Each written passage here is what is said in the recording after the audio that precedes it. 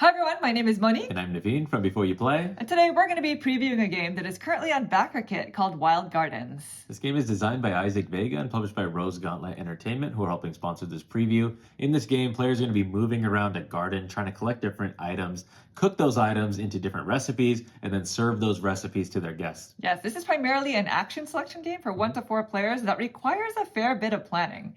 And so today we're going to be showing you how to play it. But before we continue, we do need to mention that this is considered a prototype copy of the game, which means things are subject to change in the future.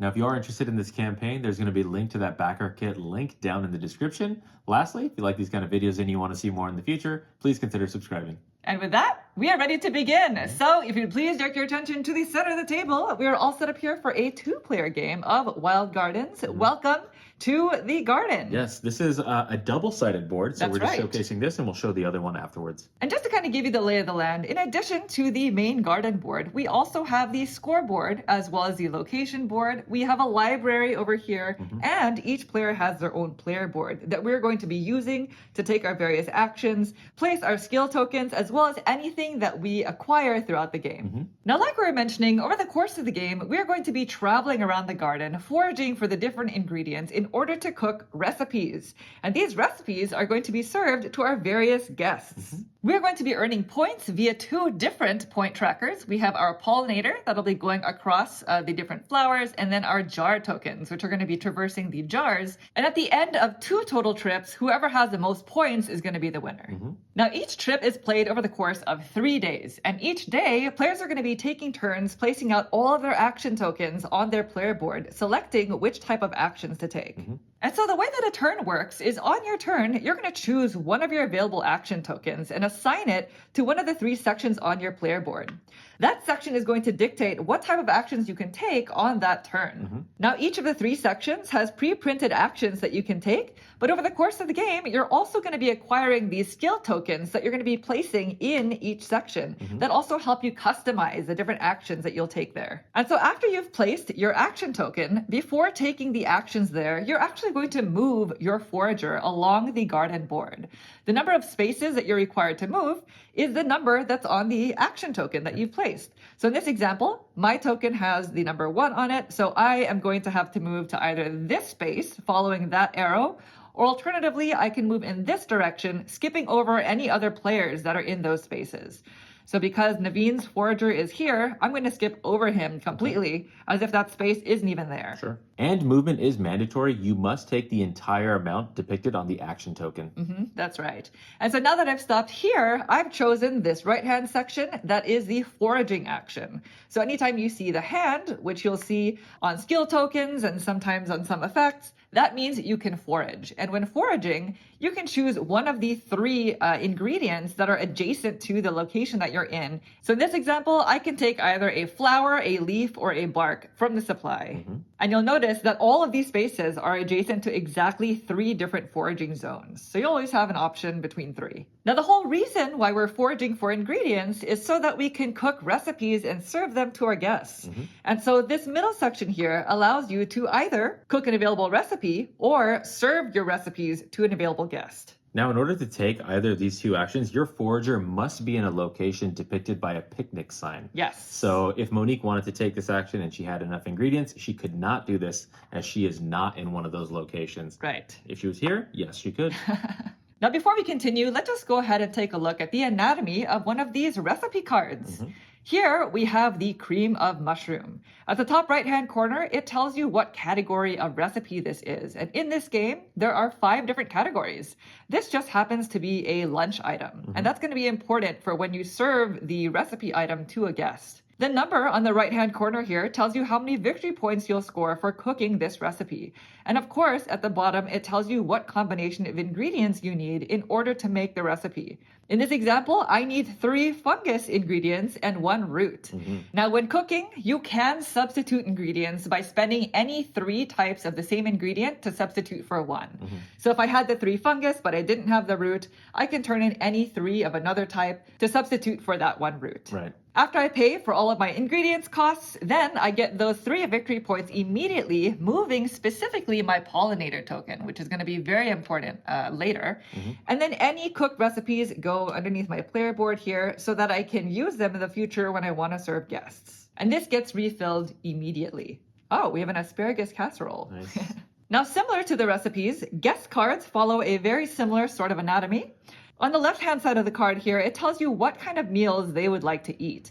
And so Nora over here would love to have breakfast and lunch, which I think I have. Hey, Nora. The top right-hand corner of the card tells you how many victory points you'll score immediately, although Nora here has a jar symbol, which will help with jar scoring later. And the bottom of the card over here tells you some sort of effect that will come into play at a specific time. And so in this example, Nora will allow me to move 1 to 6 spaces when I discard the card. But that is after I've already served them. So then when taking the serve action, I would discard the recipes that I'm going to be serving my guest. And in doing so, I don't lose any of the victory points that I had earned. Yeah, the points were earned when you cooked the recipe. Yes, exactly. And then I would score the victory points for the guests themselves. And so in this case, it would be another 3 victory points. And the guests would just go face up into my own display. Some guests have effects that come into play as soon as you serve them. So Frankie and Ulanda over here, oh my goodness, Frankie. It says, when served, I can cook a dessert recipe without paying its cost or being in a picnic zone. Gotcha. So as you can see, there's a lot of different combinations that can come into play when planning out your move. And some guests will score at the end of the game. So like this one right here, Miss Ruby May, at the end of the game, you're going to gain 1 point for each skill token you have equipped. Now, skill tokens we haven't talked about, but you're going to get them in the library when we go over that. That's right. And that is pretty much how serving guests work. And so the left-hand section over here allows us to do 2 final things. This action over here allows you to reserve a card, either a recipe or a guest card, and place it in your tableau.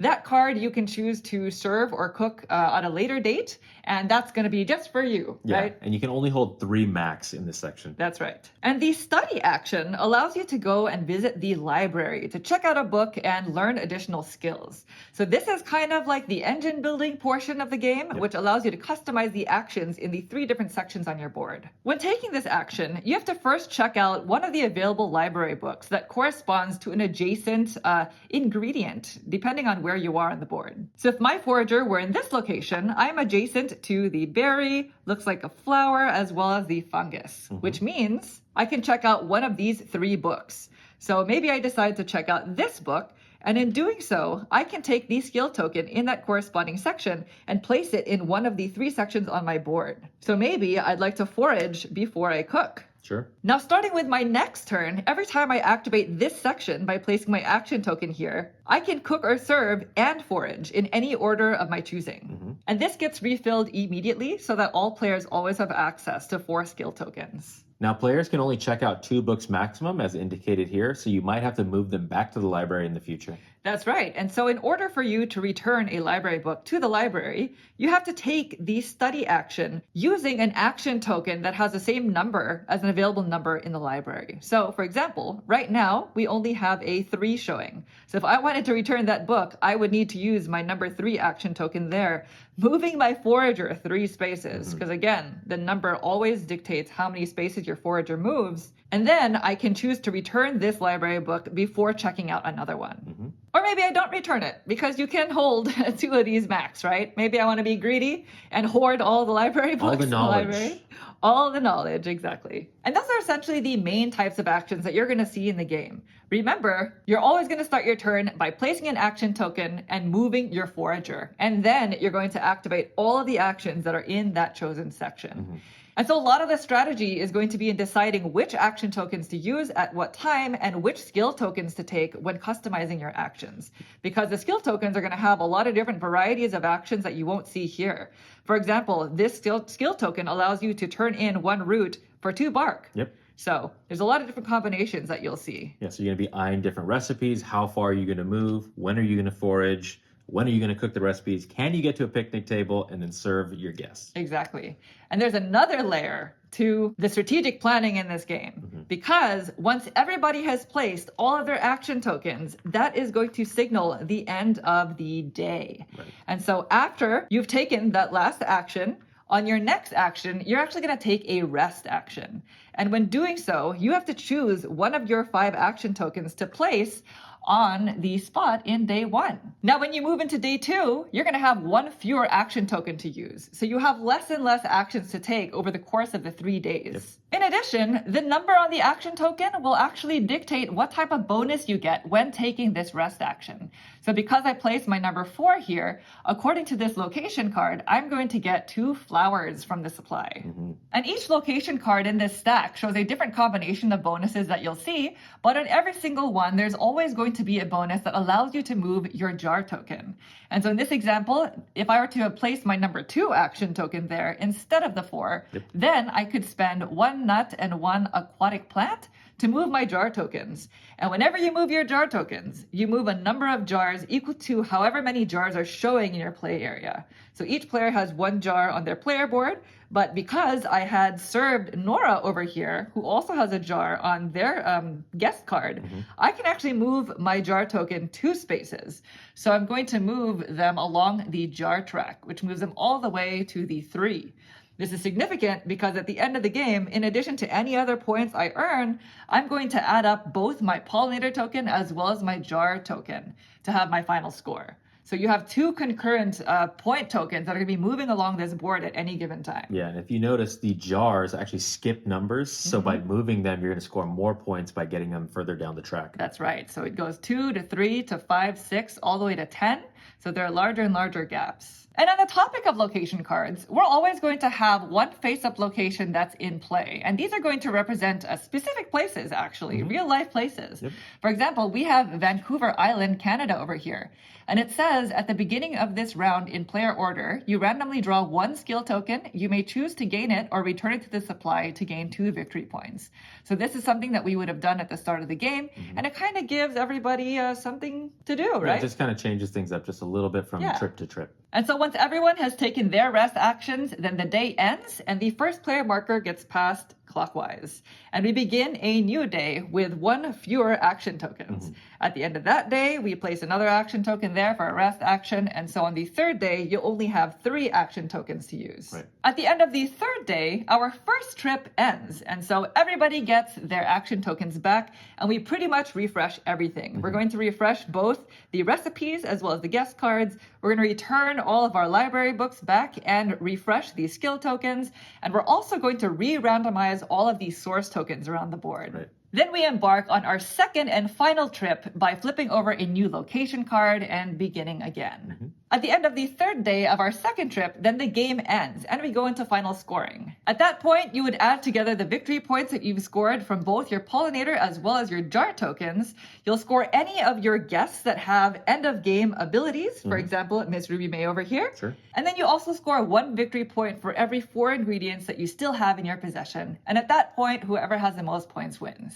And that's essentially how you play Wild Gardens. As you can see, it's a mix between simple rule structure, but also strategic planning when it comes to customizing your skills, as well as trying to just be efficient in serving those guests. Yeah, just being able to map out where the different ingredients are. Can you get to the proper recipe and serve the guests that you want in the right timely fashion? And then also that trick of which pawn am I going to give up at the end of the day because now I cannot move that distance. So there's a lot of little decisions that you have to make throughout the course of the game. That's right. And we also mentioned that the board is double-sided. And this is what the other side looks like. With this side of the board, you actually have the option of moving off the board and re-entering depending on where the arrow tells you. So because this is a red 1, you would enter back in from this side. So this could add to your strategy when thinking about how far you need to move because sometimes things are closer than they appear. And there you have it. That is Wild Gardens. If you have any questions about anything that you saw here today, please feel free to leave us a comment down below and we'll try to get back to you as soon as possible. Now this game is currently on Backerkit, so if you are interested in the campaign, there will be a link in the description which you can check out at your leisure. And thank you all so much for watching the video. We hope it was helpful. If you'd like to see more like this in the future, please consider subscribing. Thank you. Thanks. Bye.